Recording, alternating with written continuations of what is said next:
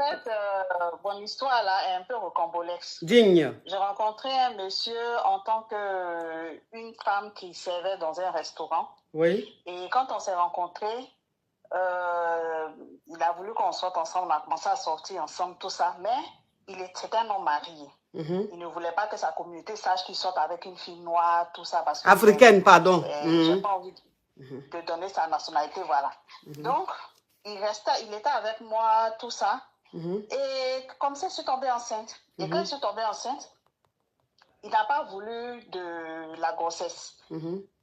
Et moi, j'ai tempêté, j'ai dit, je prends de l'âge, tout ça, j'attends déjà la quarantaine, je ne peux pas rester là sans avoir d'enfant, tout ça. Et le monsieur venait à la maison, chez moi, et quand il venait, à chaque fois, on graissait.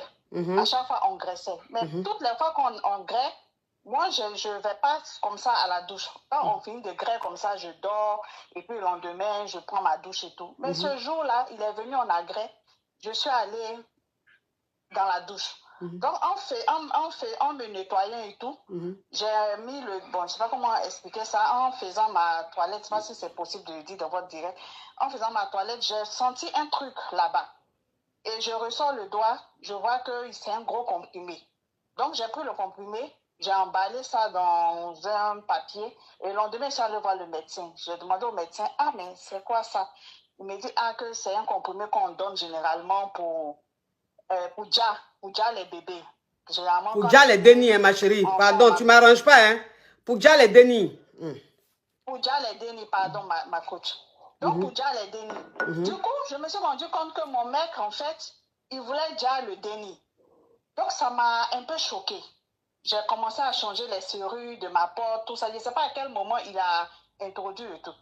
Donc, j'ai commencé à changer les serrures de ma porte, tout ça. Je n'acceptais plus qu'il vienne à la maison.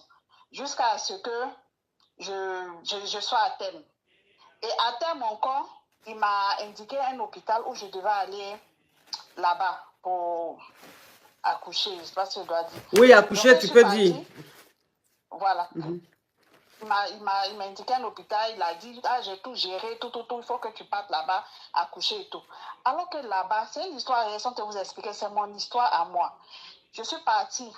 Heureusement que j'étais en contact avec les médecins, tout ça, et quelqu'un m'a appelé pour me dire de ne pas aller accoucher là-bas, parce qu'apparemment, c'est un homme un peu puissant, apparemment, il a payé des gens là-bas pour qu'on diable le déni. Donc, moi, quand on m'a dit ça, je suis allée dans un autre hôpital à Koumassi, et c'est là-bas que j'ai accouché. Et quand j'ai accouché, je l'ai appelé pour lui dire, ah, j'ai accouché et tout. Le gars est tombé, comment on appelle ça, en sécom. Pourquoi tu n'es pas allé là où je t'ai dit tout? J'ai dit non, que c'est pas grave, que j'ai accouché et tout. Bon, après cet épisode... Attends, ma chérie. Attends, je vais récapituler. Attends, je récapitule, s'il te plaît. Voilà, attends, je vais récapituler. Ok. Alors, tu travaillais dans un restaurant. Et dans le restaurant, tu es tombé sur un homme avec qui tu as commencé à sortir. Il se trouve que cet homme est marié. Et il est d'une autre communauté. Donc, il a toujours caché votre relation. Il ne voulait pas que sa communauté sache qu'il est avec toi. Et il est marié. Toi aussi, tu savais qu'il était marié. Ça ne te dérangeait pas. En tout cas, tu étais sa cheese et tout. Donc, vous avez commencé à gré. Et tu es tombée enceinte. Donc, quand tu es tombée enceinte, que tu lui as dit, il t'a dit non, lui, il ne veut pas du déni. Donc, il t'a dit, il ne veut pas du déni. On sait ce que ça veut dire. Toi, tu as dit non. Que toi-même, tu cherches, il y a longtemps que tu cherches un déni. Et que maintenant que tu as un gbé, toi, tu peux pas enlever, c'est pas possible. Toi, tu vas garder. Donc, il n'a pas apprécié, il était devenu un peu froid. Mais après, il est revenu, il s'est ressaisi, il est revenu vers toi. Et vous avez commencé à continuer la relation, vous avez commencé à griller tout. Un jour, il est venu chez toi et vous avez grillé. Mais quand vous avez fini de griller, tu es allé, d'habitude, quand il vient que vous graissez, tu dors tranquille. Tu ne te prends pas la tête, tu dors tranquille. Mais ce jour-là, quand vous avez fini de griller, tu as voulu aller te nettoyer. Donc, tu vas, tu essayes de nettoyer bien la chambre et tout. Et ton doigt touche à quelque chose. Tu fais sortir de ton pétou, ce truc que tu as touché, tu fais sortir, c'est un gros comprimé. Donc, le comprimé, alors que toi, tu n'avais rien mis, tu ne te rappelles pas avoir mis un comprimé ou quoi que ce soit dans ton pétou. Tu as pris le comprimé, tu as mis dans un sopalin, tu as gardé. Et quand l'homme marié est rentré chez lui, tu as été voir un médecin ou un pharmacien, tu lui as montré le comprimé pour savoir de quoi il s'agissait. Voilà comment maintenant le médecin te dit que c'est un comprimé normalement. Quand une fille est en gbé, on met ça dans son pétou et puis le dénidja. Donc, quand le gars t'a dit ça, tout de suite, en fait, tu étais choqué. Tu as changé tes serrures et tout, tu as commencé à t'éloigner de lui et tout. Mais il insistait. Vous avez continué comme ça, mais en tout cas, tu faisais très attention à toi et à ton bébé. Maintenant, quand tu es arrivé à terme, il t'a dit qu'il a payé, il a déposé de l'argent dans une clinique pour que tu ailles accoucher là-bas parce que c'est un homme marié quand même qui a les moyens et tout. Donc, il a donné l'argent dans une clinique, il connaît une clinique vraiment bien. C'est là-bas que tu vas accoucher. Et quand tu partais là-bas, bizarrement, on t'a déconseillé ça. C'est-à-dire que la personne à qui tu t'es confié t'a déconseillé, t'a dit, avec ce qui s'est passé la première fois et le comprimé là, moi, je n'ai pas trop confiance. Donc, vaut mieux aller accoucher ailleurs. Il ne faut pas aller où il t'a dit d'aller accoucher. Je n'ai pas confiance. Voilà comment tu n'es pas parti dans la clinique. Tu allais accoucher ailleurs. Donc, quand tu as fini d'accoucher, que tu l'as appelé maintenant pour lui dire que tu as accouché, le gars, il était en colère, il s'est fâché. Mais pourquoi la clinique, je t'ai dit d'aller accoucher là-bas, là, tu n'es pas parti, c'est dans une autre clinique, tu allais accoucher. Et tu lui as dit, mais ça fait quoi? Le plus important, j'ai accouché. Ok, donc on t'écoute, ma chérie. Voilà, donc quand j'ai accouché, je suis rentrée quelques jours après. Lui et sa communauté ont décidé de venir voir l'enfant. Et bizarrement, quand ils ont appelé pour dire qu'ils arrivent, l'enfant a eu un malaise. Voilà, l'enfant a eu un malaise, j'ai dû conduire l'enfant rapidement à l'hôpital. Et quand ils sont venus, malheureusement pour eux, ils ne sont pas tombés sur l'enfant. Tout ça, je dis que c'est la grâce de Dieu parce que je ne sais pas avec quoi aussi ils venaient. Peut-être pour... Voilà. Donc, moi, pendant tout ce temps, moi, on est restés quand même ensemble parce que, bon, effectivement, je viens d'une famille assez poivre, tout ça, et c'est lui vraiment qui me gérait. Mais c'est côté enfant, là, il ne voulait pas parce qu'il ne voulait même pas que sa femme soit avec une fille black. Tout ça, machin, bon, voilà, bref. Et donc, quelque temps après, comme moi, j'ai beaucoup évolué dans les bars, dans les restaurants et tout, il a payé un restaurant et il a voulu que je gère le restaurant et tout. Donc, j'ai commencé à gérer, ça a commencé à marcher, tout ça en zone 4. Vraiment, c'était un restaurant qui était assez connu. Et on est resté comme ça dans la relation. Et puis, un jour, j'ai tapé sur table. Et comme, pardon, c'était pas à cause de moi. Et lui et sa femme, il y avait déjà des soucis. Ils ont pu divorcer et tout. Et il est revenu, il m'a dit, qui veut m'épouser? Et ce restaurant-là, finalement, il a mis ça à mon nom. Il a voulu que je prenne le restaurant, mais il ne vient pas voir l'enfant. L'enfant, il n'a jamais vu l'enfant. Du coup, j'ai confié l'enfant à une de mes soeurs. C'est elle qui élève l'enfant. L'enfant, mais il ne me connaît même pas en tant que sa maman. Mais en tout cas, chaque fois que je peux, je vais voir l'enfant, tout ça, je lui donne l'argent. En fait, si vous voulez, on essaie de cacher l'enfant pour ne pas que, comme il dit, sa communauté sache. Et puis, comme c'est lui qui s'occupe de moi et tout. Mais la question que je vais vous poser aujourd'hui, il a mis le restaurant à mon nom aujourd'hui. J'ai dû vendre le restaurant à 20 millions. J'ai mis l'argent sur mon compte et j'essaie de faire autre chose. Mais aujourd'hui, comme il a divorcé, il veut m'épouser. Bon, quelqu'un qui n'accepte pas mon enfant. Aujourd'hui, mon enfant est avec ma soeur. C'est vrai qu'il s'occupe de moi. Il me donne tout. Il m'a donné le restaurant et tout. J'ai pu mettre de l'argent sur mon compte et tout. Mais aujourd'hui, il veut m'épouser. Il veut que je sois sa femme. Qu'est-ce que je fais? Ok. C'est la question que je suis venue vous poser aujourd'hui. Ok. Alors, moi, ok.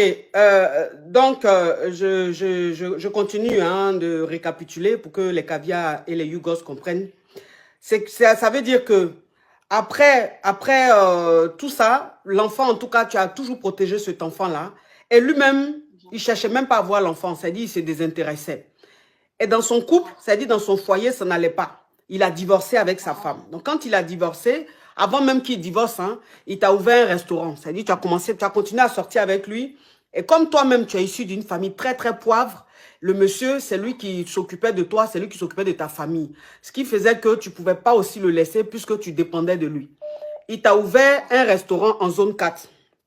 Donc, il a ouvert le restaurant en zone 4 et le restaurant, il a mis ça à ton nom. Donc, c'est toi qui gérais le restaurant. C'est toi qui gérais le restaurant. Quand il a divorcé avec sa femme, tu dis, tu n'as rien à voir avec le divorce. Ça n'allait pas dans leur couple. Non. Donc, voilà, ça n'allait pas dans leur couple. Voilà pourquoi ils ont divorcé. Quand il a divorcé avec sa femme, il est venu te dire que lui veut maintenant te marier. Mais toi, ton enfant, ton enfant, tu as laissé ton enfant chez ta soeur. C'est ta soeur qui s'occupe de l'enfant. Tu lui donnes de l'argent, tu prends soin de ton enfant, mais l'enfant n'est pas chez toi. Puisque le gars, il n'est pas, tu sens pas que même il est intéressé par l'enfant, il se désintéresse. Et aussi pour protéger ton enfant, parce que avec le comportement qu'il y a eu auparavant, tu as préféré déposer l'enfant chez ta soeur. C'est ta soeur qui prend soin de l'enfant. Toi maintenant, aujourd'hui, le restaurant il a ouvert pour toi, qu'il a mis en ton nom, ce restaurant-là, tu l'as vendu à 20 millions que tu as mis sur ton compte. Aujourd'hui, tu veux savoir, parce que le gars, il veut te marier. Tu veux savoir si tu dois accepter ce mariage-là ou pas. Moi, je vais te poser une question. Et la question, en fait, elle est très importante parce que toi, quand j'entends ton accent, tu es une Ivoirienne. Oui, certainement. Et la nationalité de cet homme-là, bon, tu n'as pas envie de dire, c'est que je respecte, mais il était quand même important de savoir ses origines. Parce que souvent aussi, les origines nous permettent en fait de comprendre le pourquoi, du comment. Mais si tu n'as pas envie de dire, de peur qu'on te reconnaisse, je respecte. Mais en tout cas, moi, ce que je vais te dire, c'est que cet homme-là, c'est vrai, il a beaucoup de moyens, il prend soin de toi, tu es issu d'une famille très pauvre, tu as envie de réussir, c'est vraiment le canal par lequel tu peux passer pour arriver loin, pour pouvoir t'occuper de tes enfants, ça je peux bien comprendre. Mais moi, ce que je te dis sincèrement, fais très attention, parce que le monsieur, il a un comportement assez suspect. Ça dit, il est quand même bizarre, parce que un homme qui veut toi te marier, et qui ne s'intéresse pas à sa propre fille, à son propre enfant, je me demande si cet homme-là t'aime vraiment. Excusez-moi, je vais vous couper quelques secondes. En fait, le mariage, même en plus, ce qu'il me demande, qu'on fasse genre à Bassam, éloigné quoi, on ne va pas porter d'alliance. C'est quand on est là, on ne sait pas qu'on est mariés.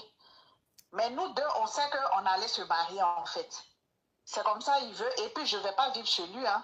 Je ne vais pas vivre chez lui, je suis chez moi, il est chez lui. Et puis quand on doit se voir, soit je pars chez lui, je vais faire le week-end.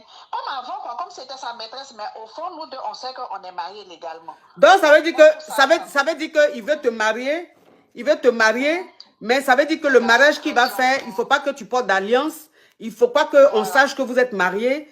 Il est chez lui, toi tu es chez toi, mais c'est toi et lui qui savez que vous êtes mariés. C'est ça. C'est ce qu'il a proposé. Donc, moi, je... Kumba, thank you so much, thank you. Oui, alors, moi, franchement, ça sent pas bon. Franchement, ça sent pas bon. Ça sent pas bon. Et je me demande si cet homme-là, t'as une fois aimé. Je me demande si t'as une fois aimé. Parce que l'attitude qu'il a, peut-être qu'il a été checké. Tu vois ce que je veux dire? Peut-être qu'il a été checké et on lui a dit que tu portes bonheur. Tu comprends? En tout cas, il n'est pas avec toi par amour. Il est avec toi pour une autre raison qu'on ne sait pas. Mais en tout cas, c'est pas quelque chose de catholique. Tu comprends? C'est pas quelque chose de catholique. Voilà, c'est pas quelque chose de catholique. C'est quelqu'un qui est avec toi pour quelque chose. C'est-à-dire, il a vu quelque chose, on lui a dit quelque chose. Donc, il ressent ce besoin-là d'être... Parce que tout ce qui est autour de toi ne l'intéresse pas. Tout ce qui est autour de toi ne l'intéresse pas. Même ton enfant, qui est lui-même son enfant, ne l'intéresse pas. Mais un homme qui t'aime, il aime ton enfant. Un homme qui t'aime, il aime tout ce qui est autour de toi, tout ce qui te touche. Il ne peut pas avoir un enfant avec toi et accepter que ton enfant grandisse avec ta soeur. Pendant que vous avez les moyens, tu vis dans un appartement, tu peux prendre même une servante, une nounou, pour t'occuper pour s'occuper de ton enfant. Pourquoi est-ce que le fait que l'enfant soit loin de toi, ça ne le dérange pas? Il ne demande même pas à savoir le pourquoi du... En fait, je dis, il a un comportement très bizarre. Et moi, je ne me sens pas... Ça ne me rassure pas. Donc, ce mariage-là, il faut refuser. Ce mariage-là, il faut refuser. Et puis, tu ne peux pas te marier à quelqu'un... Il ne veut pas mélanger son sang. Il ne veut pas mélanger son sang. C'est une honte pour eux. Et ça, je vous imagine... C'est ta communauté. Ouais. Le genre de... Oui. Non, c'est bon, je vois qui c'est. Je vois déjà qui c'est, mais il ne faut pas dire, c'est bon. Ok, d'accord. Voilà. Donc, il ne faut pas accepter ce mariage-là. D'accord. Faut pas... Une chose, Brandy.